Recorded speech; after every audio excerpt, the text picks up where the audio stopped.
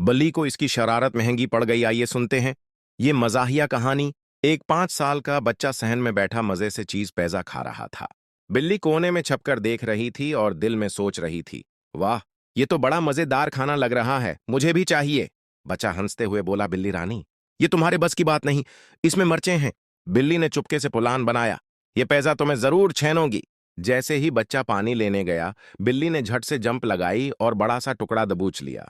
पहला नवाला लेते ही मिर्च ने ऐसा असर दिखाया कि बिल्ली की आंखों से आंसू निकल आए, जबान बाहर और म्याऊं म्याऊं शुरू, और पानी की तरफ भागी। बच्चा वापस आया, हिनस्ते हनस्ते बोला, हाँ हाँ, मैंने कहा था ना, ये दूध की मलाई नहीं।